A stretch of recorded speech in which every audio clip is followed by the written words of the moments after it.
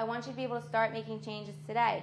So we're going to start about this in simple ways so that by the time you leave this classroom, at the end of this, you will have strategies that you can use. And I want you to have a better understanding of what you need for peak performance for over a lifetime and all the time.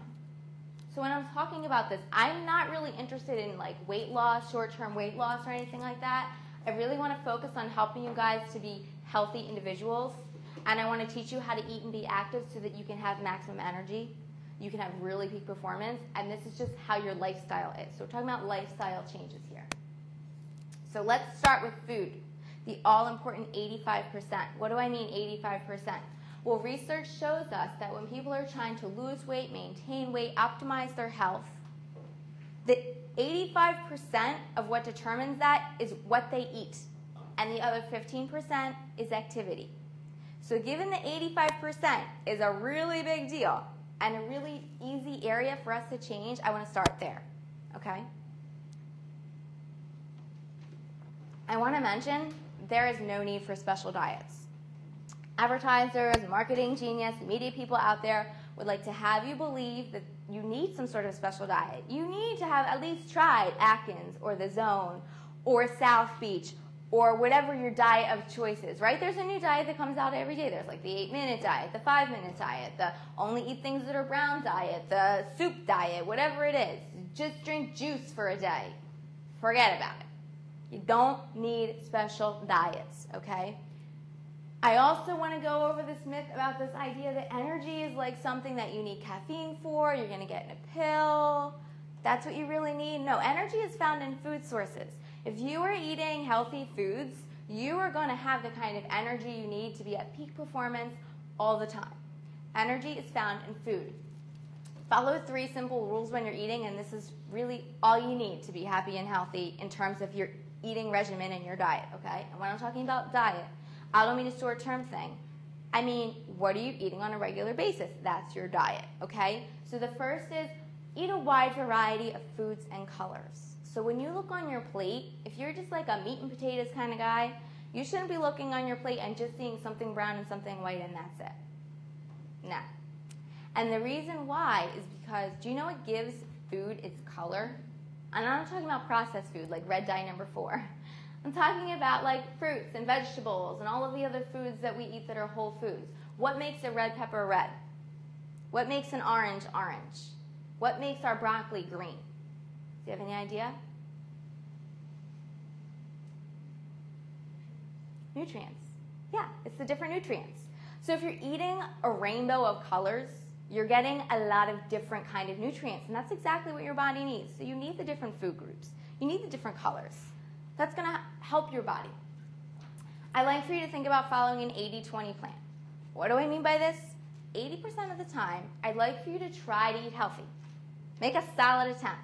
I want you to try to follow some of the things that we're going to talk about today, okay? So I'm going to help define what that is.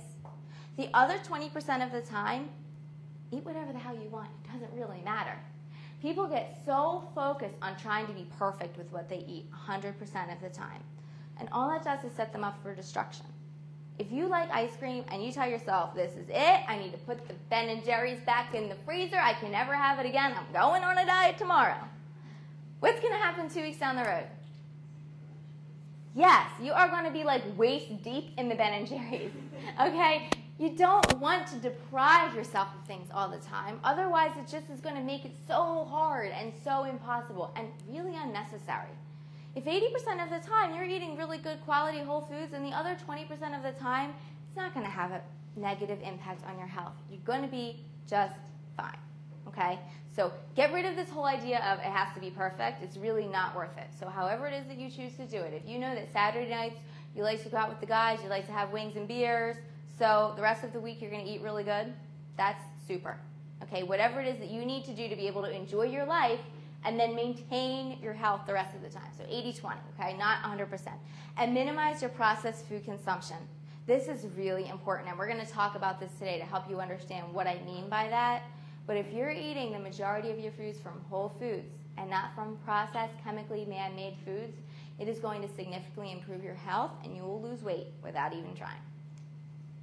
Okay, So micronutrients. We have micronutrients and we have macronutrients in our diet. Micronutrients do not give you energy. These are your vitamins and your minerals. They don't give you energy, but they're really important. They help with nerve transmission. They help you build strong bones. They help you with your muscle development. Can anyone guess what the most common micronutrient is, what the most common mineral is in your body? What's the most prevalent, if you had to guess? So this is the most prevalent nutrient in your body that you take in, and you probably get it from your food. You probably get it a lot from your dairy. Vitamin D, not yet there. What else? What else besides vitamin D? What often goes with vitamin D? Calcium, that's it. So calcium is the most abundant mineral in your body. And it's absolutely essential for a variety of things. Okay, but one of the things that's really important about calcium also is that we're getting enough of it. And a lot of Americans are not taking enough in. So, does anyone have any idea how much calcium approximately you should be having in your diet every day? Whether or not you're getting it from food or you're using a calcium supplement. Has anyone ever heard any recommendations? No. And we need to make them. So for one, we know that women need more calcium than men. Why do you guys think that is? What's that? Okay, we want to help avoid osteoporosis. So why would women be more likely to develop osteoporosis? What do men have that women don't have besides, Well, what they have is they have bigger bones. They have bigger bones. And they usually also have more muscle that's feeding the bones. And muscle development and strength training is really important for feeding your bones. So because women tend to have stronger bones, they have a harder time developing and holding onto their own calcium. So ladies, you may need to have 3 glasses of milk a day and a yogurt or a string cheese or whatever, use a calcium supplement. And guys, you may not. So ladies, if you're getting about 1,200 and guys, you're getting about 1,000 milligrams, that's okay. So each serving of dairy is usually about in the range of 300 milligrams. So that helps to give you an idea. If you're getting about 3 servings of dairy a day, that's probably pretty good. And there are a lot of things out there, like even orange juice now, that is fortified with calcium and can help give your body that mineral that you need. So our micronutrients don't give us energy. Our macronutrients are what give us energy. This is our carbs, our proteins, and our fats. We've all heard of these before, right? Okay. How do we measure energy? With a calorie. That's exactly what a calorie is. A calorie is just a measurement of energy. So remember I told you there's energy found in food. Food provides energy. That's because food has calories. So if you're looking at the macronutrients, they have a different number of calories per gram. So carbohydrates and proteins have 4 calories per gram. Fats have 9 calories in a gram. So if you're looking at a food label and you can see the number of grams something has, you can tell the number of calories in this item that are carbohydrate, are protein, are fat. And if you're looking at the bottom of most nutrition fact labels, you will often see something that says carbohydrate 4 calories per gram, fat 9 calories per gram, okay, etc. So a lot of times that's often right there on the nutrition label in case you forget, and that's really important to remember. So if we know that fat has 9 calories per gram, which is more than twice the number of calories compared to carbohydrates and protein, that begs a question. Is fat fattening? What do you guys think about this? I just told you it has more than 2 times the number of calories per gram. So it's fat fattening. I want to take a vote. Who says, yes, fat is fattening because there's more than 2 times calories per gram? Raise your hand. One brave soul who went after it. Good for you. Okay. Who says no, fat is not fattening? Raise your hand. Okay, for those of you who are undecided, you're going to have to tell me why. Okay, so Fred, first tell me, why do you think that, yes, it would have to be fattening? I think there's good fat and bad fat. Ooh, ding, ding, ding, you get the prize. Okay. So really it's sort of like a trick question. There are some fats out that are very fattening. And there are some fats that are not only not fattening, but they help your body burn unhealthy fats. Did you know that? Somewhat. Okay, so what are the fats that are fattening? Saturated fat, excellent. Other fats that are fattening? Trans fats, excellent. What about fats that are not fattening? What other kind of fats are there? Unsaturated fats, excellent. And we have a few different kinds of unsaturated fats. We have monounsaturated fats. We have polyunsaturated fats. What other kind of fats out there are not fattening? Has anyone ever heard of omega-3s? Right, it's in the media all the time. We don't exactly necessarily know what it is, but we hear it, and it's supposed to be good for you. Okay, this is a kind of fat that's actually, they're often referred to as essential fatty acids. They help your body to burn fat. So they're very, very healthy, in addition to doing another number of other wonderful things. But I'm throwing around these terms like saturated fat, unsaturated fat, polyunsaturated fat, and you're going, yeah, and that is what? Right? So let's come up with some examples of foods to help display this. So what is the most common form of saturated fat? So where do we get a lot of saturated fat from? Any ideas? Oils, some oils, very good. Butter has a lot of saturated fat in it. Other areas where we get saturated fat? Meats. Certain cuts of meats have a lot of saturated fat. And full-fat dairy. So that's why when I recommend that people eat dairy, I recommend that they eat low-fat dairy or fat-free dairy, because full-fat dairy has a lot of saturated fat. In fact, for children, kids, guess what the number one source of saturated fat is in their diet? Milk. Yeah. So a lot of parents don't necessarily think about this. It's important that we give milk to our kids because it helps them build strong bones. It's got good calcium, good vitamins in it. We don't necessarily want them to have all the saturated fat. What are healthy sources of fat? So like I'm talking about the unsaturated fats. So the polyunsaturated fats, the monounsaturated fats. What's out there that might be high in fat but is actually good for you fat-wise? Does anyone have any ideas? Peanuts. Yeah, peanuts are an excellent source of fat. Actually, any nut, right? Nuts have great fats in them. Really, really healthy fats. Very good example. Another example that a lot of people don't think of are avocados. Avocados are very healthy fats. These are really good for your body. But a lot of people don't avoid them because they're so high in calories. That goes back to this whole fats and calories and grams, and so we think that they're really unhealthy. They're actually very good for you. So don't be afraid to have a little avocado, throw a little guac on your chips. Another form that's really good, we talked about omega-3s. Where do we get omega-3 fats? Yeah, salmon, good. So fish has omega-3 fatty acids. Any other ideas? Has anyone ever heard of flax seeds and flax seeds oil? They're a good source. And some nuts, particularly walnuts. Walnuts have more omega-3s than any other nut out there. So that's really helpful to know that fat isn't necessarily the enemy, and your body actually needs fat in order to process itself the way that it needs to. So don't be so afraid of fat. A lot of people get really hung up on low-fat diets. It's not really about low fat or no fat. It's about the right fats. So now you guys know what they are. Okay, nutrient density. So the degree of nutritional value in something. I want you to eat the most nutrient-dense foods that you can have. I want you to think of the potato versus the potato chip. It's a perfect demonstration of nutrient density, right? The potato's got a lot of nutrients in it. It gets a really bad rap, but potatoes are very good for you, and they're filled with vitamins. But the potato chip, you getting a lot of nutrients there? Not really. So not really. Who's a fan of the microwave? 1, 2, 3, 4. Okay, good. Frying. Okay. 2. Boiling. Anyone out there boiling vegetables or anything like that? None. Broiling. Okay, and poaching. Has anyone ever eaten anything poached or tried poaching before? Eggs.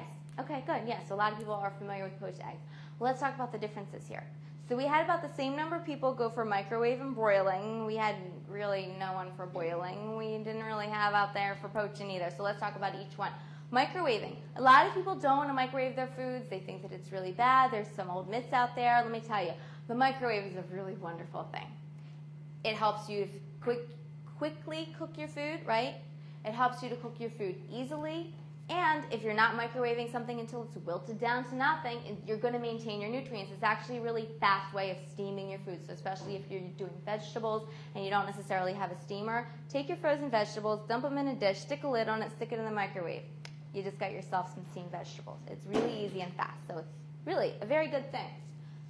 Frying, well, that's a problem if you're frying in very unhealthy oils, right? But if you're going to do something on a light and a fast fry with like an olive oil, which is healthy for you, that's got the good fats in it, then you're not going to be the worst in the world. But be careful about ordering fried food in restaurants because chances are, it's not going to be good for you. They're not frying it in a healthy way.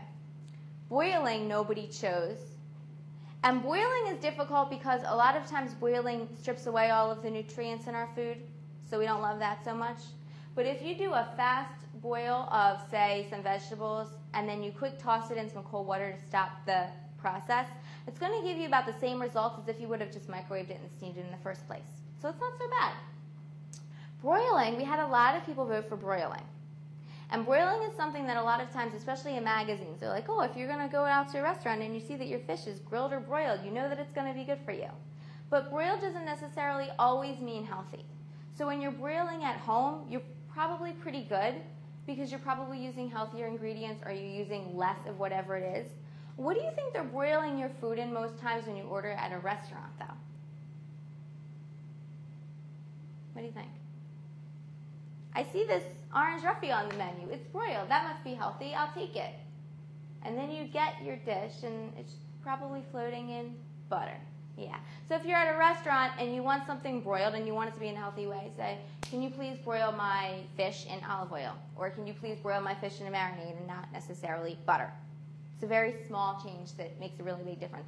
And poaching can also be a very healthy cooking method because it doesn't add a lot of fat. It's very similar to boiling.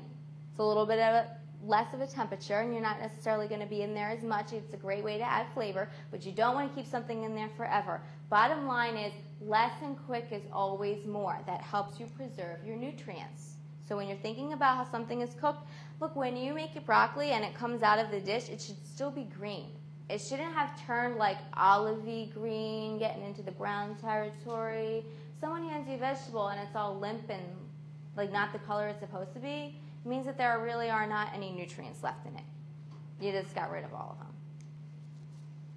Consumer choices. So you're going to the store, you want to go food shopping. Which is the preferred method of food selection for you guys? Fresh, frozen, or canned? So we're going to take a vote again. So who says fresh? Okay, who says frozen? Good. Who says canned? Good. I have one person for canned. Canned always gets such a bad rap, and I always have a minority, but there are a lot of great aspects of canned food. A second person? All three? Excellent. So here's the deal with each of these. Fresh is almost always a wonderful alternative. It's especially important with our meats. It's especially important with our dairies. It's great for our produce. But one of the problems is that when we go to a grocery store and we want to buy fresh produce in particular, so our fruits and our vegetables, it's actually not that fresh by the time it gets to us. All right, so picture your local Philadelphia Acme, and you're looking through your section of nectarines, and you're like, oh, this looks good, so you're grabbing this, that, and the other. Chances are those nectarines were picked a really long time ago. They were flown in from California, and then they were driven up to the Acme, and then they were unloaded, and they've been sitting on the shelf for a few days, and by the time you get them, there's not nearly as many nutrients left in them. Okay? So unless you're going to buy locally, like you're at a farmer's market, something like that, where you're likely to get it really pretty fresh off the farm, you're not going to have quite as many nutrients from buying fresh produce as you would from buying frozen produce. And the reason why is because frozen produce is frozen at the peak of its ripeness, meaning when it has the most nutrients. They flash freeze it. That's really great, and it's also a very inexpensive alternative. And it allows you to have things when they're not necessarily in season, right? Sometimes you really want to have produce year-round that you just love. But if it's not really in season, it's not going to have as many nutrients. Well, if you buy it frozen, you're more likely to be able to have those nutrients. So it's really a great alternative. What you need to do is you need to turn around your frozen food and you need to look at the food label. And you need to just make sure there's been nothing added to it. Because a lot of times when we buy frozen food, we see that they've added, for example, corn syrup to our fruit. Right? You buy strawberries and all of a sudden they're like kind of syrupy when they defrost. It's often because they add sugar to the strawberries. So that's not really what you want. Or they'll add sodium to your vegetables to make them a little bit tastier. So you just want to make sure if you're buying a bag of peas and you turn it over, what should your ingredients say? Peas. That's it. I want peas. It says peas. I'll take it, okay? But when it says peas, butter, salt, just leave it in the frozen food section. Canned items are actually really wonderful alternative, and so many people are against canned foods. Canned foods are economical. Canned foods allow you to have things that you won't necessarily have all the time. So for example, beans, which are a wonderful and inexpensive source of protein, especially if you're vegetarian, gotta rely on beans. I love beans in my salad. You're likely not gonna take the time to soak beans overnight, the way that you have to do when you cook regular beans the old-fashioned way. But I sure can easily open a can of kidney beans, dump it in the sink, rinse it under some water, and I'm good to go. The danger with canned foods is, again, that sodium level. So canned foods tend to be really high in sodium. So when you go shopping for your canned items, you just want to look at the label, and you want to, as much as possible, get the ones that say no salt added or low salt varieties. So you can't do that. Say there's something that you really, really love, and they only have it in the regular old variety, and you turn it around, and it's like, oh my God, 640 milligrams of sodium. What can you do to get rid of most of that sodium? Just run it under water. Dump it in a colander, run it under water. You've just eliminated most of the sodium. So they're a really great option, and they shouldn't be overlooked. So fresh is almost always a better choice because frozen and canned items are loaded with sodium, can be, but frozen vegetables are just as nutritious as fresh, and sometimes they're even better. Okay, so how much water do we need? We have a lot of body weight that's water, 60 to 70%, but that doesn't mean we shouldn't always be taking it in. I'm always carrying around my water bottle with me. It's like my purse. It's like my accessory. I always have it. That's because it's really important for my body in so many ways. And we hear a lot of times you should have 8 glasses a day, right? That's like the standard measurement. You should also have more than that if you exercise. You should have more than that if you are a caffeine addict. Do I have any caffeine addicts in here? Yeah, there's usually a few in a bunch, okay? Because as you're drinking your caffeine, it's kind of counteracting the hydration of what you're drinking. So you just want to take in some extra water so that you can rehydrate. For every cup of caffeine, I say drink 2 cups of water to compensate. Water helps to regulate your metabolism, helps with the fat burning process, helps to flush out your system from toxins. So it's really important, and it's not something that should be overlooked. Okay. A lot of people think, well, if I want to lose weight or I want to be healthy, I just need to eat less food. Just stop eating so much. But that's not really what it's about. It's really about eating smarter. I don't want you to just necessarily reduce the amount of food that you eat. You might want to reduce your portion sizes, and that's great. But then if you're reducing your portion sizes, you're probably going to get hungry really soon, right? Don't be afraid to eat again, okay? This is one of the aspects of eating smarter that I want to talk about. So first, let's talk about what you got to lose. You got to lose the junk food. You know what it is. I don't even have to tell you that. You don't need someone up here who likes to study nutrition to tell you what junk food is. You know what it is, okay? So you want to lose this as much as possible, except, like I said, for that other 20% of the time, have your chili dog and call it a day. All right. The bottom line is that these foods lack nutritional density, so you want to have as much nutritional density as you can get, okay? So you're going to lose that junk. I also want you to lose the empty calories. Has anyone ever heard this term, empty calories? Can somebody tell me what it means? What do you think? Okay, well, I have a picture here of soda, so that's good indication. But what is it? Drink. Okay, can be drinks, can even be something else, can be food. This is really important because we see this in the media a lot, but we don't necessarily explain it. Basically, empty calories are any calories you're taking in that aren't giving you nutrients, okay?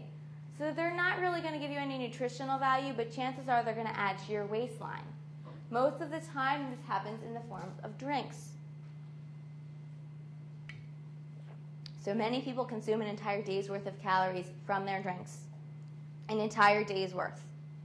That's a lot of calories.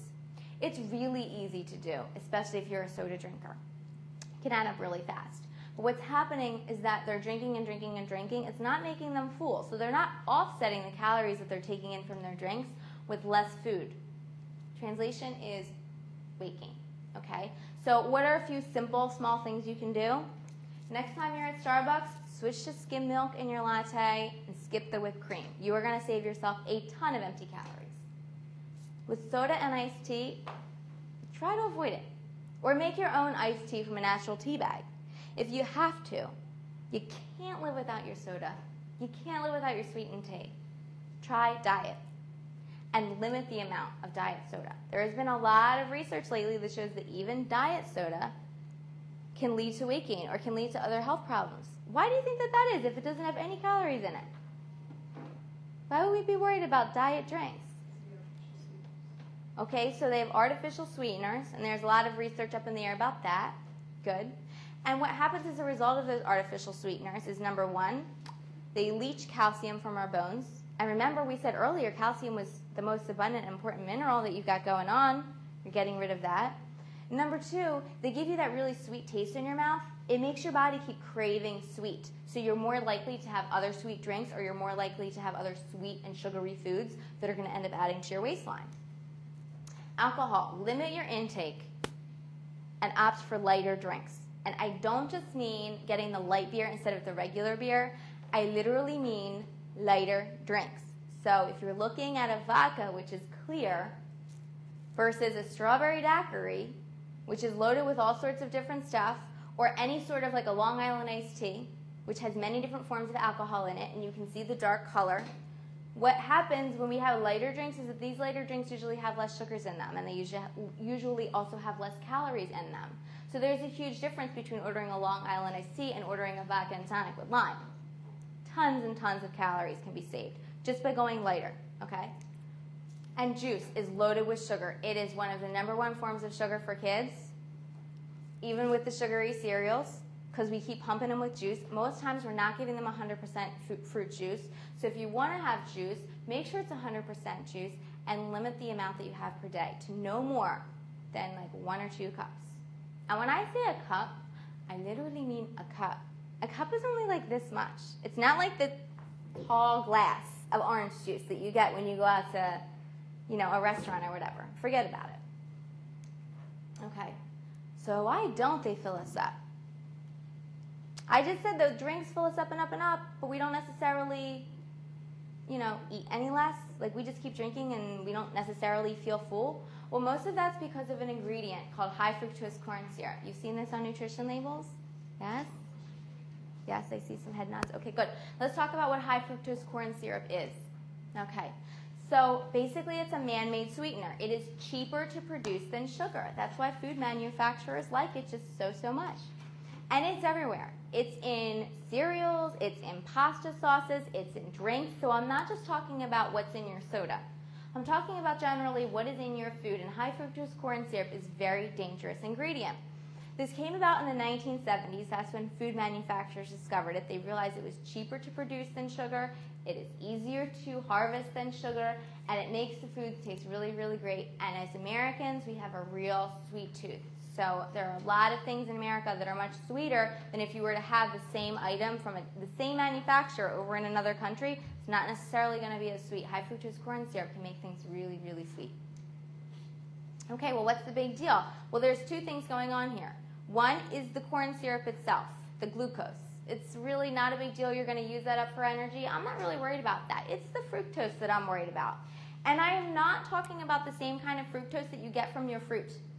Okay, so there are a lot of people out there that want to follow a low-sugar diet, and they think it means that they should avoid fruit. Never avoid fruit. Fruit cannot make you fat. It's not. It's really, really not. It's packed with nutrients, and it's so good for you. It's got lots of fiber. Eat as much fruit as your body can handle. Okay? This is a whole different kind of fructose. This is like fructose on steroids, okay? This is a really high degree of fructose. What happens is in your body you have like 2 different general hormones that control your appetites. You have something called ghrelin. Okay, think of it like my stomach is a growling because of my ghrelin. Ghrelin is in your body, and it's that I need to be fed kind of hormone. Okay, it tells you that you're hungry. Feed me, okay? You have another hormone. It's called leptin. Like, put a lid on it, stop eating. L, lid on it, leptin. That's, remember it. Leptin tells your body, I'm full. It's your appetite suppressor. It's like, okay, we've had enough, let's stop. It makes a signal to your brain.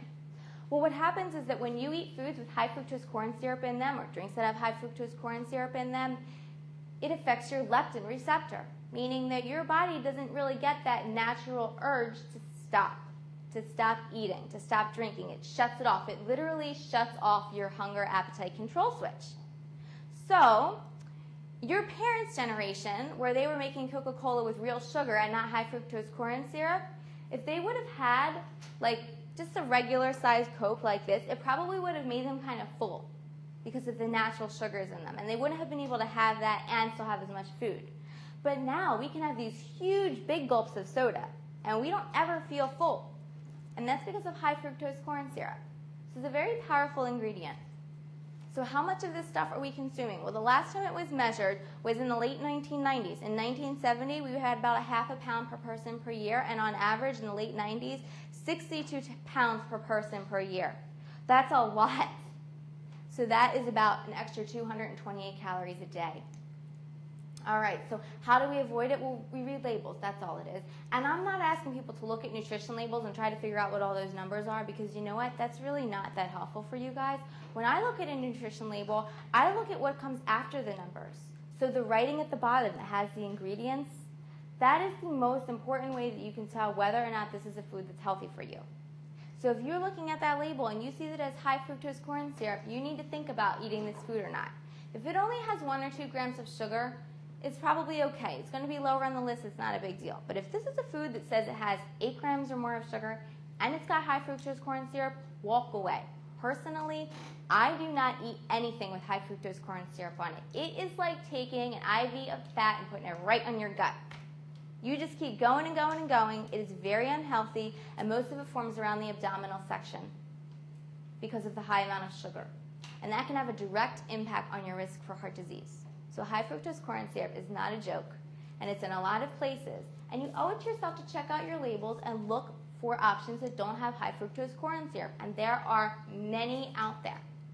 And this is just a few examples. And one thing I want to point out on here is this issue of ice cream versus frozen yogurt. Because I think a lot of people always assume frozen yogurt is so much better for you, but I have yet to find a frozen yogurt out on the market that does not have high fructose corn syrup in it. It is a way that they're able to change it a little bit, but it's making it a lot less healthy than if you were to just have a small portion of the regular ice cream. Okay, because your body understands regular sugar. From evolution, it gets it, it feels it. But the high fructose corn syrup, your body just doesn't process it, and it doesn't know what to do with it, and it really can end up being very detrimental to your health, and it can make you fat. All right, so what we've been talking about is this idea of processed foods versus whole foods, but we haven't really been defining what they are. So if we're talking about whole foods, I'm talking about foods in their natural states. So think of your fruits, your vegetables, your nuts, your lean cuts of meat, your eggs, your low-fat dairy, seafood, and whole grains. These come from the earth or from an animal in this form, okay? So when you're looking at your eggs, it came from a chicken, it's an egg. An egg is an egg, it is an egg. An apple is an apple, is an apple, is an apple, okay? This was grown like this. It is a natural food. It is around the perimeter of a grocery store. If you're looking at a grocery store, what's in the middle? It's all the boxes. So there really aren't that many natural items there. It's the natural whole foods that not only give your body nutrients, but they help you burn fat, they help you maintain energy, they help you build muscle. Processed foods are your loser. Your body does not like them. It does not know them. Processed foods are man-made. They're manufactured. Nothing comes out of the earth looking like a cheetah, right? It just doesn't happen. Goldfish are really, really cute, but they don't actually look like the fish in the stream. So anytime you see something and you know it had to come from a factory, that means it's a processed food, okay? So let's make this very, very basic. We want to get the majority of our foods from whole foods. We want to get less foods from processed foods, right? So anything natural, pile it on. And you know what? It's not going to make you fat because it's going to have so many nutrients and so many fibers in it that it's going to help your body to naturally regulate hunger, and you're going to be able to stop. With processed foods, they have all of these extra chemicals and preservatives in them. That can lead to a lot of cravings and a lot of body fat storage, can raise your high blood pressure, so the list can go on and on and on. Generally, I like to tell people to think of if it's coming from a crinkly bag or a box. If it is, it's most likely a processed food. Now, there are always exceptions to this, right? I buy almonds at Trader Joe's, and they come in a bag. Well, that's okay, right? But you know when you get a box of Cheetos, or when you get a box of crackers, or you get a bag of Cheetos, and it's all crinkling as you're reaching in there, that there's a really good chance It's a processed food. So these are often high in sodium, high in sugar, high in saturated fat. Trans fats. We talked about these a little bit earlier, and I want to address them even more here because one of the dangers of eating processed foods is that it opens up the opportunity to have trans fats in your diet. What are trans fats? Well, let me break it down for how they developed, and it'll help you to understand what they are. In the 1950s, there was all of this a buzz in the science world because there was a discovery that a lot of saturated fat could impact your risk for heart disease, right? We now know that, and that seems second nature to us. But in the 1950s, this was new and exciting information. Well, as people were finding this out, they were getting really nervous. Well, I need to reduce the amount of saturated fat in my diet then if it's going to lead to heart disease. That's not good for me, right? So the food manufacturers had to come up with a way to get people to buy their food and get restaurants to want to supply themselves with fats. So what they did is they combined hydrogen with the fat, they infused them together, and they get this wonderful thing called hydrogenated trans fatty acids. They weren't really able to link them to heart disease at the time, so that was really good.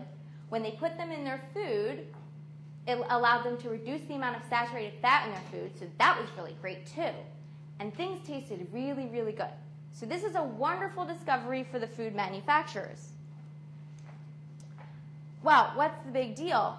Is that even 1 to 2 grams of hydrogenated trans fats per day have been shown in research to increase your risk for all of these things. So since your body has trouble processing it, it's going straight to your heart. It's going to raise your bad cholesterol. Trans fats are going to lower your good cholesterol. They're going to raise the amount of lipoprotein in your body that raises your risk for heart disease. They increase your risk for cancer. They raise insulin levels in your blood. This is particularly a problem for people who have diabetes or at risk for diabetes. They deplete vital nutrients in your blood system. So just like I said before, how high fructose corn syrup can help, like in diet sodas and sweeteners in diet sodas, can literally leach the calcium out of your bones. When you're getting trans fats in your body, you are depleting your bloodstream from all of the nutrients that you're trying to take in from all those great foods that you're having. And they're bad for your brain and your nervous system. So what's so great about them? Why do we keep using them? Well, they're cheap. They're a lot cheaper than butter, so food manufacturers really like them. They make food last longer on shelves. Imagine if you were working at a grocery store, or has anyone here ever worked at a grocery store? Let me tell you, it's really not that pleasant to re-shelf grocery stores all the time. And if I'm making my processed foods with trans fats, my foods can last for a really long time and stay fresh. So it's okay for me to sit on the grocery store shelf for months at a time and not be sold. That's okay, because when somebody buys it, it's going to taste just as good as the day that I put it in there. Well, as a food manufacturer, that's really important. So they don't go bad in supermarkets. They don't go bad on restaurant shelves. In fact, restaurants sometimes buy cases of shortening. Sometimes they call it lard. Sometimes it's called shortening. So all it is trans fat. They can buy cases of it and literally use it for years in the restaurant and never have to replace it because it keeps its original form. Where would we be without the Oreo cookie? It's a really great taste. The best way to think of trans fat is to think of, I said it in the first slide, Crisco oil versus canola oil. So when you have something in a liquid form, that kind of an oil, that's how it is before the hydrogen is in it. Then we hydrogenate it, and it becomes sort of solidy like Crisco, where it's like, have you seen Crisco before? You know what I'm talking about? It's kind of like, it's just like the inside of an Oreo cookie. So everyone likes the inside. We like to lick the inside of our Oreo cookies. It's really good. But all that is trans fats and corn syrup. And that was really difficult for Nabisco, because how can they possibly make Oreos with less trans fat or no trans fat when the entire Oreo is dependent upon the beauty of hydrogenated trans fats? That's a problem. Well, what's really nice is that since 2006, the FDA does require food manufacturers to list their trans fats on the label. And you may have noticed this if you're looking at a nutrition label at all, that trans fat has been added. It's like saturated trans fat and unsaturated fat is usually on a label. Might seem familiar. What's nice about this is that because we're hearing trans fats, it's like a buzzword in the media. People know they're not really supposed to have them, so they look for it on the label. So they like to buy foods that say 0 grams trans fat. Ooh, must be good for me. But there's a trick there. See, food manufacturers had to change their foods slightly to get you to buy them. They had to reduce the amount of trans fat because the FDA is now saying they have to list them. And they know that if their product has 3 grams of trans fat on the label and the one next to it has 0 grams of trans fat on the label, what are you going to buy? 0 grams of trans fat. But they go to the FDA and they say, well, you got to help us because we still got to sell our food. What are we going to do? Okay, so they have a little bit of a loophole. Number one, you have to remember, trans fats were invented in the first place because food manufacturers didn't want to have as much saturated fat in their foods. So when we take trans fat out of our food, what do we have to add back in our food? Saturated fat, right? We've got to have the fat from somewhere in order to make the food product. So number one, we have a problem because now we're getting more saturated fat. Number two, we have a little loophole. So the FDA said, okay, you have to list this on the label, but here's the deal. If you have a half a gram of trans fat or less for each serving, each individual serving in your product, you can say your product has 0 grams trans fat. Well, I don't know about you guys, but when I go and I take a box of crackers and I want to have some cheese and crackers, and it says that there's like 2 crackers in a serving, do I eat 2 crackers? No. I eat like 7 crackers and half of my Cracker Barrel cheese because I want cheese and crackers. When you're looking at a food label and you're looking at the serving size, you need to think, am I really going to eat that? Well, if I eat just that small serving size, I'm going to have probably a half a gram of trans fat. But if I'm going to eat more than that, I'm going to have 1-2 grams. Even 1 or 2 grams, which sounds like nothing, has been shown in the research to have a negative effect on your health and your body and cause some of those other things that I said in a previous slide. So this is the big deal. So how do you know? All right, well, am I being tricked? Is this one of those loophole foods or not? You just look at the label and you look down where it lists all the ingredients and you look for these words. So if you see the word hydrogenated, partially hydrogenated, or shortening anywhere on the label, that's going to tell you somewhere in there there's trans fats. The higher they appear on the label, the more there are of them. Okay, so if you have a label and it's all the way down at the bottom and it says 0 grams trans fat, just eat the food. It's not going to kill you. But if it's a little bit higher up on the list or you see it's a really small serving size, you may want to opt for a trans fat-free option, and there are many out there. So here are, again, some examples. And Jay, are you giving them these slides? Will they have these to look at? Yes. Okay, so you'll have these in front of you, but as you go through the aisles, you will see even more and more. Just seriously, within the last year, I have seen so many products start to be developed without hydrogenated fats. It's really wonderful.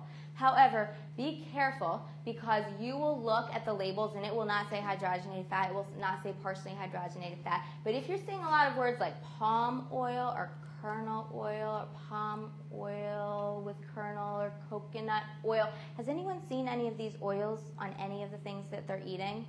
They show up a lot in like meal replacement bars and a lot of other food products where they never used to be. These are saturated fats, but a lot of people just aren't very familiar with them. So that's what they're using instead of the trans fats. So again, they're not going to be very healthy for you. So just check the kind of oil that's in the product. More options for you, and you guys are going to get these so you can see. But bottom line is, in practically every category, you can still have yummy food. There are options out there. All right. So on the one hand, I'm telling you, avoid processed foods because, you know, they're adding a bunch of really horrible stuff to them. On the other hand, I'm telling you, I also want you to avoid processed foods because they take the naturally good stuff away. And the best way to talk about this is with grains. I think you guys would kind of have to be living under a rock to not hear that whole grains are good for you. Am I right? Yes. Even cereals are like in the whole grain revolution and Honey Bunches of Oats and have all those really great commercials. But I don't think most people understand what whole grains are, even though we know we're supposed to get them. I don't think most people understand how to find them, what they do for our bodies, or how to tell if a food manufacturer is trying to trick us. So just like I told you, food manufacturer can trick you into thinking that you're not eating trans fat when you're actually eating trans fat. They can also trick you into thinking that you're eating whole grains when you're not eating whole grains. They're very, very, very, very tricky. First, I want to give you like a little biology lesson of what is an actual whole grain. It's got 3 parts. Okay, so I'm going to try getting this pointer to work. Okay, so we've got the small part that's a germ. Have you ever heard of wheat germ? That's this part of the grain, okay? And then we've got this little shell that goes all the way around it, that's the bran. That's where all your fiber is, okay? So germ has the most nutrients in it. This has the most fiber. And then this is called the endosperm. It's kind of like a nutritional dud, okay? The best way to make this meaningful for you guys is to have you picture popcorn. So you know how when you pop popcorn, you've got like 3 parts. You've got the kernel, which you usually try to avoid or it gets whatever. You've got the little shell that always gets stuck in your teeth. You know what I'm talking about? That's the bran. That's what's always stuck in your teeth. That's good for you. That's the fiber. And then you got the wonderful poofy part that you pour your butter all over and it tastes really, really good. That's the endosperm. That's the nutritional dud. Okay, there's really nothing going on there. It just tastes good and it adds a little volume. Okay, so what's the big deal? Well, food manufacturers shortchange you. See, when you're getting things that have processed grain, they're taking out the germ and they're taking out the bran and they're using just what's in the endosperm to make your food products. Well, that really stinks. Because basically we have all of these really natural, wonderful things from the earth and from grains that can be excellent for us, and we're not getting them. Also because they're partially processed, by the time we eat them, they're kind of like a partially digested food. They break down in your body really quickly, and they raise the level of insulin, and they raise the amount of tryptophan in your body, and what does that translate to? Cravings. So a lot of people are like, oh, I think I'm like addicted to carbs. Well, that's really not far off. A lot of people who are used to eating processed grains, which most Americans are, will keep craving more. This is not a coincidence. That's because it's a result of having this processed grain, and that's what it does when it hits your bloodstream. So what's the big deal? Well, if you have whole grains, not processed grains, they can help lower your insulin levels, which is very healthy. They fill you up faster, and they keep you fuller longer. That's the fiber. They lower your risk of heart disease and stroke. They lower your bad cholesterol. They're rich in antioxidants, which help prevent tissue damage, which is really important. They help bowel function. And I just, I never feel bad about saying this, but I know everybody here likes a good poop. It's fine. Whole grains are really good for that because of all that fiber, and they lower your risk of colon cancer. So they're actually very powerful whole foods. All right. But here's where we go with the tricks, and the food manufacturers can trick you. So here are the most common tricks you're going to see on a food label. So if something says it's good or excellent source of whole grains, that doesn't necessarily mean that it's all a whole grain product, okay? Something can have whole grains in it and processed grains, and usually it's mostly processed grains and a little bit of whole grains. So it's not really doing anything good for you. 7-grain, 9-grain, 12-grain, multigrain, we see these terms a lot. It doesn't necessarily mean it's a whole grain item. It can be, but it's not necessarily. If it says it's made with whole grains, that pretty much means it's made with very little whole grains. But they put that on there to get you to buy it. Wheat is not the same as whole wheat, okay? So wheat can be a whole wheat or wheat can be a refined wheat. You need to see the word whole in front of the wheat for it to be a whole grain wheat. And here are some dead giveaways for refined grains and flours. So if it says it's enriched or unbleached wheat flour, you see this term enriched a lot on labels. Sometimes enriched can be really good, like we're going to enrich our orange juice with calcium, so you get more calcium, right? But sometimes enriched is bad because when we enrich a food, it means that we're adding something into it that's not naturally there. Well, what happens with enriched flour and enriched grains is that they take the good stuff out and then they enrich it with a little bit of the good stuff to make you buy the product, to help make up for the fact that they took all that really good stuff out of it in the first place. So if you see that something has been enriched, that means that it's been processed. Semolina flour, durum flour, rice flour, these are all dead giveaways that this is a processed flour. So how do you know whether or not it's a whole grain? Well, this is what you want to look for. You want to see that the first ingredient says whole wheat flour or 100% whole wheat flour. When you turn around your bread, you should see these words. Whole grain, multigrain, not necessarily. Brown rice is a whole grain. White rice is not a whole grain. 100% whole wheat pasta versus regular pasta. So regular pasta is not a whole grain. Doesn't mean you can't have it. I like regular pasta. I also like whole wheat pasta. I eat both. It's not going to kill me. Have some regular pasta if you want it. But know that it's not a whole grain, okay?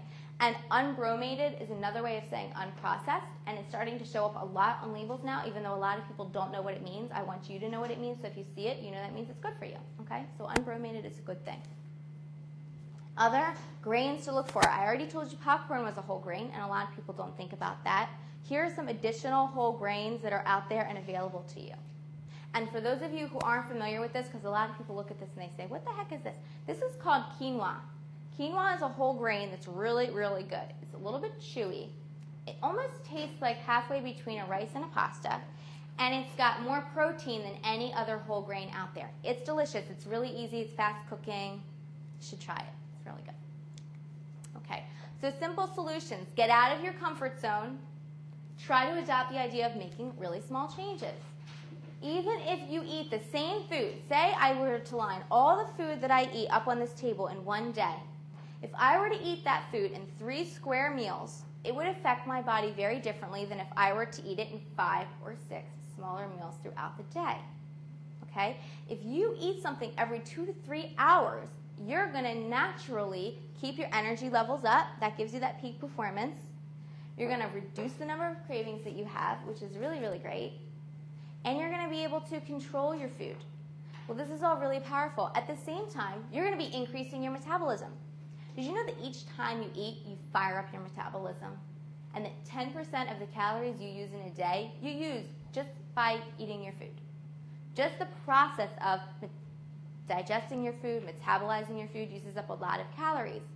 So if you're eating every 2 to 3 hours, the same amount of food as if you would have been going all day long, you're going to lose weight without even trying. So we have this idea for some reason that if we have 3 square meals a day, breakfast, lunch, and dinner, that's what we need. Snacks are bad. Don't do that. Forget all that. That is bunk. Okay?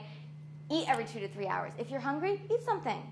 Reduce your portion sizes, and you will naturally start being hungry again in 2 to 3 hours. A lot of people say, well, I'm not hungry. Like, what do you mean eat every 2 to 3 hours? I just had breakfast 3 hours ago. How can I be hungry already? Well, don't eat such a huge breakfast until you're so full. Eat a breakfast until you're satisfied. And then I guarantee you 2 to 3 hours later, you're going to want a little snack. Have a snack. 2 to 3 hours later, you're like, I'm ready for lunch. Have lunch. So don't be afraid of snacks. Don't be afraid of eating more often. It's actually very good for you. Okay, what about going out in restaurants? How can we help you with going out in restaurants? Well, research shows that eating a broth-based soup or a small salad before your meal in a restaurant will naturally reduce the number of calories you take in overall. So even if I have a soup and a salad and a dinner, I'm still going to end up eating less calories than if I would have just walked in there, waited for my dinner to come to me, and ate the whole entree. It's true. And that's because of the fact that the broth-based soups, the salads, they fill you up with a lot of fiber. So you're not necessarily as hungry by the time your entree comes. You have an easier time with your portion size. Because even in fine dining restaurants, did you know that the average meal contains 1 to 2 sticks of butter? And if you order a steak when you go out, they usually put at least a half a stick of butter just on the steak when it's done to help gloss it over and make it look really, really pretty. So you might want to say, yeah, you know, I'd like a steak medium rare without the extra butter. And that just means that they're going to cook it the same way they did before, but they're not going to put the extra butter on top. You're going to save yourself a ton of fat and calories. So you got 2 portions right there each time you go out for a meal. For most restaurants, each entree is 2 portions. Ask for your meal to be prepared without butter. Say, can you prepare my meal with olive oil maybe? Or take half of your meal home with you, or share it. Split an entree. Save yourself money. Or take it home with you and then you got lunch tomorrow. Like, you're good to go. It's easy. Avoid anything that says it's breaded, fried, or topped with cheese. What are the dead giveaways on a menu for any of these? Like, what are words that would represent this? Do you have any idea? Smothered. Yeah, smothered is a good word to avoid. If you see something that's smothered, step away, my friend. Step away. What are some other things that you might see on a menu that would indicate that it might be one of these things? Crispy. Ooh, good one. Yeah. Crispy means fried. Okay, that's what that's code for. Do I have any, like, chicken parm, eggplant parm, veal parm people out here? Anytime you see Parmesan, it means that it's melted with cheese on top. And we're talking full-fat cheese usually, right? So that's not necessarily the best way to go. If you were really, like, you cannot live without your chicken parm, and you have to have it, ask for it with half the cheese, because they always put on twice as much as what you need anyway. Say, can I have a chicken parm light on the cheese? And you're still going to have enough cheese. It's still going to taste really good, but you're really going to save yourself a ton of saturated fat and calories. Other words: gratin, au gratin, all of these other cheesy words out there that we might see, right? Potatoes au gratin. So these are things to think about. And try not to eat the whole bread basket, especially yourself. Share the bread basket with the other people at the table. Okay. Get back in the kitchen. Try cooking. You want me? Okay. And many of the, you see small ones and lean cuisines or whatever. All they do, and we mentioned the Parmesan, they cut down the amount of cheese on these things. Yeah. They cut the amount of calories in half. You're really eating about the same amount of food. Yeah. We think that they're... And it's delicious. It still tastes plenty cheesy. When you cook at home, you can control what goes in your food. That's really important for determining what's going to go into my body and how am I going to get the most nutrients possible and avoid the most amount of crap that Dominique just told me not to eat. So the easiest way to do it is to cook at home. Sorry. Slow down and enjoy your food. It takes your body an average of 20 minutes to determine if it's full. So is anyone in here a really fast eater, like just by nature? I am. I don't know where that comes from, but sometimes I think it's the way that our school system is set up. We get our kids in the cafeteria like at 10:30 in the morning for their lunch, and we give them 15 minutes to eat. And so they wolf down their food, and then we make them wait all the way till they get home to eat again, and we're really setting up some very bad habits here. So I am naturally a fast eater. One of the ways that I get around this is I try to sit. I tend to wolf my food without being able to help it. I tried this whole slow down thing. People say put your fork down between bites. That's a good way to slow down. Focus on the conversation with the other people in the room. It works for a lot of people. That's super. It does not work for me. I'm a fast eater. So what I do is I'll just chill afterwards before I go back for seconds. So like after I wolf my food, I'll have a conversation with someone. I'll read a magazine article, whatever it is. And then like by now 20 minutes has passed. If I'm still hungry, I go in and get seconds. But chances are I might not be. So what often happens is when you eat too fast, you eat more than you need, and you're feeling like really good, and then 20 minutes later, dinner's done, and you're back on the couch, and you're like, and you're doing one of these things, and you feel like you're like, oh, I ate too much, I really don't feel good. That's because you ate too fast. So your brain didn't catch up to your stomach yet. So you need to give your brain about 20 minutes to register, I'm full. If you eat more slowly, you will automatically eat less. One of the big differences culturally between Americans and Europeans is that Europeans tend to take longer meal times. They also have their largest meal usually in the middle of the day, not necessarily the end of the day, so they front load their calories. So these are all ways that help them to control their portion sizes, and they tend to not overeat the way Americans do. We eat a lot, we eat on the run, and we tend to eat a lot at night. Pack your meals for work, pack your meals for school. You're going to save money. It's going to be healthier. I'm all about brown bagging your lunch. Okay. Energy balance. We've been talking a lot about food because it's 85%. It's the most important thing I want to talk to you guys, but there's still the other 15%. So you have to balance your physical activity with the food that you're taking in.